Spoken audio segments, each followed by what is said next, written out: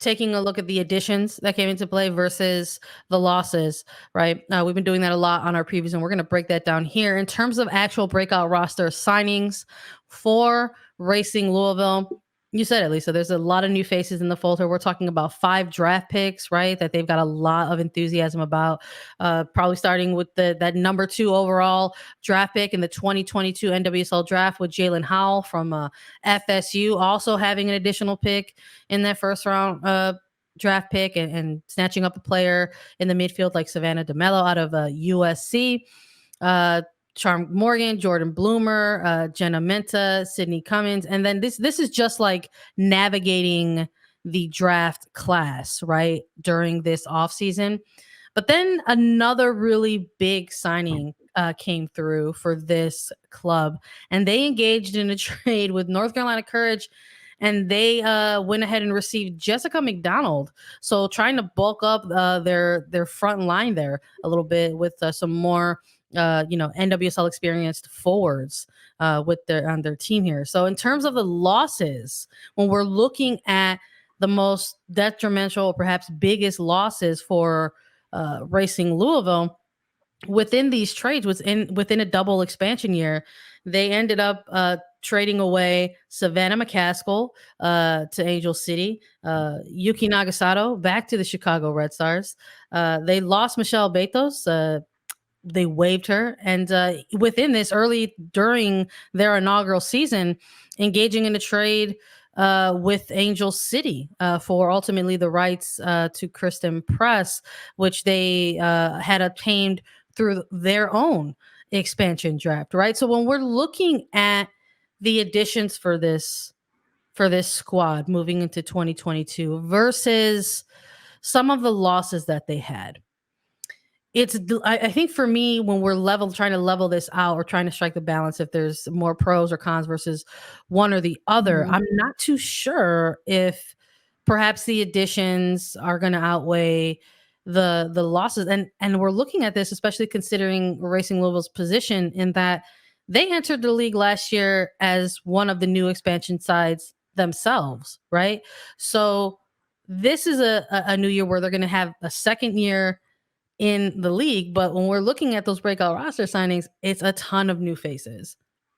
The new faces don't help with the lack of experience on this type of squad. I mean, even last year throughout 2021, it was the 3 heavy hitter veterans for Racing Louisville in Michelle Betos in goal, Savannah McCaskill in the midfield, and Yuki Nagasato as the forward, as their 3 veterans that Sanchez said that he leaned on a lot, the players looked up to. They truly led the team. All 3 of those players are now gone. And I think when you look at that, losing McCaskill in the midfield, Nagasato up top, and Betos in goal, which is your entire veteran leadership, that's a very big loss. That is very, very huge on many different levels, not just skill on the pitch and scoring goals and being able to organize teams and play that type of role, but in the locker room, in training, setting the tone, being those players that the younger ones and the rookies can turn to and say, oh, this is how we do it. This is how we pick ourselves up after a loss.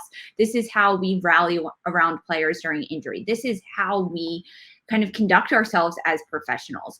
So looking at the draft picks that they got, I mean, even Jalen Howell, like that's a huge grab for Racing Louisville. Even Savannah DeMello in the midfield, both of those players are really, really huge grabs. Now, how much of an impact can they make in their very first season playing alongside other rookies or even second-year players in the midfield? It does hurt them as rookies because you can't learn as much from a 2-year player as you could from a 5-year player or a 6-year veteran in the NWSL. So a lot of growth to come from this team. Having Jess McDonald from North Carolina in the front line, she'll hopefully help spur things along. She's a very big veteran leader that can rally the players in the locker room before games and even in games, score some goals for them. But the biggest loss is midfielder Savannah McCaskill going to Angel City. She was the conductor of the middle of the field for Racing Louisville last year. The entire offense ran through her. The entire defense ran through McCaskill. She did everything. She had assists. She had goals. She was helping the younger players. She poured her heart and soul out into this team last year. So as great as Jess McDonald is going to be for this club, the loss of McCaskill, Yuki Nagasato, and Michelle Betos is greater than the gains of all of these draft picks. I would agree that Savannah McCaskill is probably the biggest loss in this one. These are, and maybe adjacent to that, somebody like Yuki Nagasato. I'm sure people will disagree with that, but you have to, again, I'm just thinking back to how this team was built for their very first year ever in 2021. And this is a team formerly head by head coach Christy Holly, who was eventually terminated for cause, right, mid-season of 2021, and was given the responsibility of building this team that, ultimately we didn't really see, moments where this was a team that was going to take that next step, right? Which is not an uncommon trend. It's not something that is unfamiliar. We've seen historically that expansion sides, when they get into that first year, have struggled, right? To sort of gain their footing in the league. So when I'm looking at the biggest losses, I have to agree with you that somebody like a McCaskill has to be considered in that thread, even if maybe people think that the return on making a trade for someone like her wasn't up to par. But this is a player, along with Nagasato, that this franchise engaged in a trade with ahead of their expansion draft. Specifically, they targeted these players specifically to bring them to Racing Louisville to help try to facilitate or build an attack with them involved. And now they are no longer part of that process, as short as that window was. Part of that may also come with having a new coach, right? And having a new system and a new formation. Yeah. Yes. I was just going to say a huge part of that's going to say, is because they are going to be stepping in to the season with new personnel, even on the administrative side of things. And that also there's a little bit of weight in the fact that somebody like Nagasato is newly engaged and is requesting to, maybe go back to her former home market. These are things that they considered, and that came out in the releases as well. But McCaskill to Angel City, after not just now they're looking at their losses. It's not just McCaskill at this point. It's, it's Kristen Press. There's multiple, they could say that there's now multiple players that were under the umbrella of Racing Louisville at one point that are no longer there, that are now with Angel City. So there's again, we're trying to find the balance, and you're looking at if maybe something cancels out the other, but I'm not necessarily seeing that here in terms of the acquisitions versus the losses. Now, looking at this roster overall, when we're looking at this preseason roster, a lot of those new additions are sprinkled within it, right? A ton of draft picks. Okay, so let's just go through this position by position. We love going through the preseason rosters. 27 players reported for Racing Louisville, 17 currently under contract. For goalkeepers, they're running with 4 at the moment. Hillary Beal, Jordan Bloomer, Gabby Kozelos, Katie Lund. Defenders with 8. Gemma Bonner, Sydney Cummings, Emily Fox, Neely Martin, Charmy Morgan, Addison Merrick, Aaron Simon, Emily Smith. For the midfield core, 7 total: Savannah DeMello, Jalen Howe, Taylor Malham, Lauren Millay, Freya Olfson, Taylor Otto, and Sadie Sider-Eckenberg. And for forwards, they had 9. They had Kristen Davis, Emma Ekich, Parker Goings, Cece Kaiser.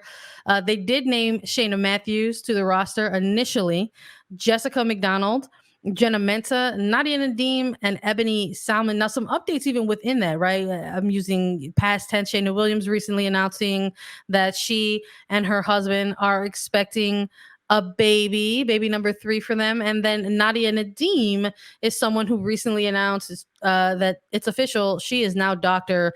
Nadim. A delightful interview that we had with her back on Attacking Third, where we got to chat about that a little bit. So this is another player that's not yet technically rostered within the preseason as well.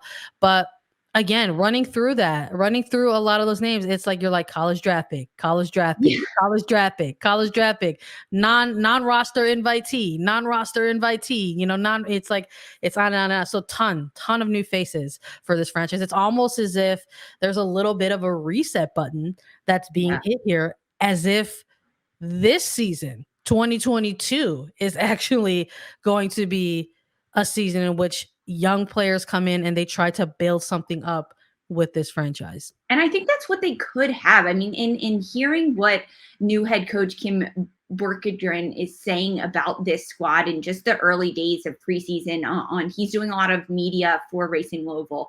He's really excited to kind of mold these young minds and these young soccer players. And I think that's really like his bread and butter, is getting these younger players, getting these non-professionals, really these first-year rookies in the league, to kind of mold them into the type of players and have the type of team that he wants. And he's a coach that has been with UEFA Women's Champions League. He's been in European title winner. He knows a lot about different styles of the game. So that could be really beneficial. And frankly, as a college player that didn't get drafted and you're looking to go to open tryouts, I would go to Racing Louisville because they're a young team. They have a lot of open holes. You know that they're looking to do that. So maybe that's why there's also a lot of non-roster invitees listed here. But I mean, you mentioned the two asterisks next to two of the forwards already, and Shayna Matthews, who is expecting a baby, and Nadia Nadim, who is a doctor and also recovering from her ACL injury that happened in the second half of the 2021 season. So they're 9 forwards, already whittled down to 7, but so many young players, a lot of draft picks, a lot of non-roster invites, but there's still a lot of talent surrounding these young players that does allow for a young prospect. We've been highlighting them in every team preview that we're doing, Sandra, and there's plenty to pick from. Oh my God. Louisville. Yeah, we're listing him off, even in just the biggest signing or biggest acquisitions, right? But when we're breaking it down in terms of the young prospect, right, the top prospect that we're going to be keeping an eye on, there's a ton to choose from here, but I think you cannot, ignore the fact that they had the number 2 selection overall, and when Jalen Howell was still available on that board, they went with the midfielder out of FSU. Jalen Howe is going to be our young prospect that we are going to be keeping an eye on. Someone who's been spending some time in U.S. national team camps throughout the off season. Recently was not named to the She Believes Cup roster, but hey, that just means that there's going to be more time for her with this club in preseason, quite frankly. And Jalen Howell was a college player in the draft that could have gone number 1. It was between her and Naomi Girma, really going back and forth in San Diego, having the first overall pick. They went the defensive route with Naomi Girma, which allowed for Racing Louisville to pick up Jalen Howell, which is such a huge grab. She's a defensive midfielder. She'll sit in that 6th position. I know that we've been trying to do starting 11s, and it's really hard because this is a lot of young players, but I see Jalen Howell starting for this club. I think that she will. I mean, she's such a young prospect, but she's played a lot of different time at FSU. She had a great career there. She's done a lot with the national team already. She was called into the January camp in 2021, called in again in 2022. She's making waves at the national team level, at the senior national team level. And I think it's just a matter of time. And also because Racing Louisville is just a young team overall, if you need young players to start, you're going to look to your number 2 overall draft pick. And she's got a vulnerable position in the defensive midfield. So that could allow for some changes to happen there. But frankly, no, I see Jalen Howell as a starter for Racing Louisville and someone that will just immensely grow her game. And mind you, Racing Louisville also has Emily Fox on their team. She was nominated for Rookie of the Year, a finalist for Rookie of the Year last year. She's on the U.S. Women's National Team. She's a defender as well. She played with Racing Louisville last year. I hope that those two are already fostering a relationship in these early days of preseason, because that will be really beneficial for both parties.